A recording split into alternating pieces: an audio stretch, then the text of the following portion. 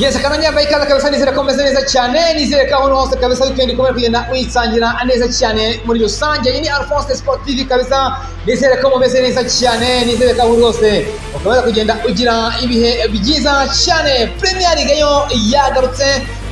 kabisa n'amakipe tangiye kugenda ayesurana. Kandi igice cya mbere cyarangiye kwa amakipe ya Newcastle yakira ikipe ya Arsenal. Kama dakurano itayekamo igitego kimwe kuza kabisa akimusore Alexander Isaac kuza wa 12 kabisa akayamaze ko rero agenda agiterekamo kwa kimaje ko rero bamanza mu kibuga kwa amakipe ya Newcastle mu tapape yarari mizamu kabisa mutima wa defense muta Pascal Mese na Abraham kabisa rero kandi rwo kuri kabiri bamwita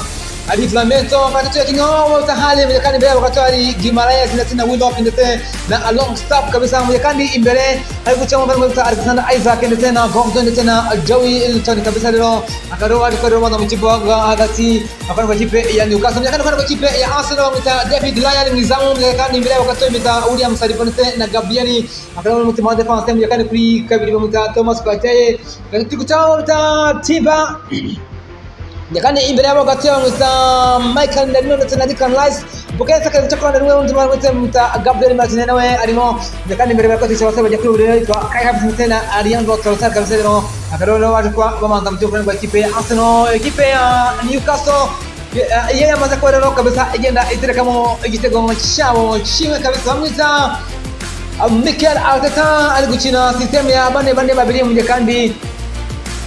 ekipe kabisa ya Newcastle mtoza mwita Hall kabisa kucheza system ya kane gatatu kabisa kwa sababu chini yake yari kuri hose kisa Aisa kuninge amekipimesha za kwenye amana kwa mchezo muri Premier League kabisa leo ukenda kisa sasa kwenye kipe ya kuja kwa kipe ya Brighton Hove and Albion kisa sasa kwenye urongekana na kipe ya Ipswich Town ya kwa kipe ya Leicester City kisa sasa kwenye kipe ya Bournemouth kwa kipe ya Manchester City kisa sasa kwenye kipe ya Southampton ya kipe ya Everton kisa sasa kwenye Nottingham Forest ya kipe ya West Ham kisa Aisa kumi kabisa leo akaba ari mikino iraza kuba ihari kuri umunsi mekani ku munsi kuri musana kisa sasa mwere kipe ya Wolves iraza kwa kipe ya Crystal Palace mekani ku munsi kipe ya Tottenham Hotspur iraza kwa kipe ya Aston Villa kisa sasa kumi mekani kipe ya Manchester United iraza kwa kipe ya Arsenal ya Chelsea kisa yisa 12 n'igice Fulham ya kipe ya Brentford basoza umunsi wabo wa Achumi kabisa muri Premier League ikipe ya Fulham kina ikipe ya Brentford kabisa kwisaha ayisa ine ku munsi wa kuwa mbere bwa kabisa Premier League rwose irakomeye kandi ikomeje kugenda kabisa igimbere muri byinshi birero bigiye bitandukanye. Yes ubwo kandi ikucyo wamenya mu mukino ugiye kubuza ikipe rero ikipe y'abafanwa ya Bournemouth igiye kuba ikipe ya Manchester City Gora muri rusange bimaze gukina imikino 15 kabisa ikipe ya Bournemouth ntago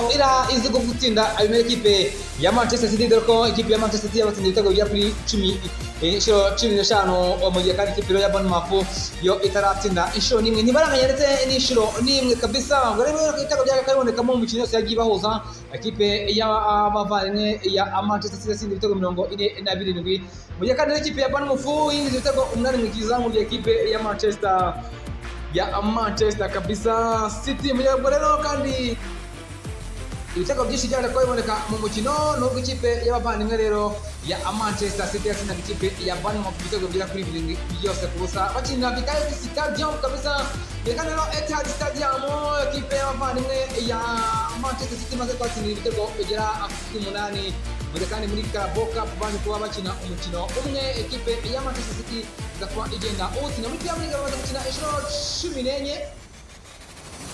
rero kabisa ikipe ya Manchester City rwose imaze kuba ibatsinda inshuro 10 muri zose bahuye rero bigaragaza ko rwose kuri uyu mukino rwose bafanye ba ikipe ya Bournemouth na Chelsea bagenda bakora imbere y'ikipe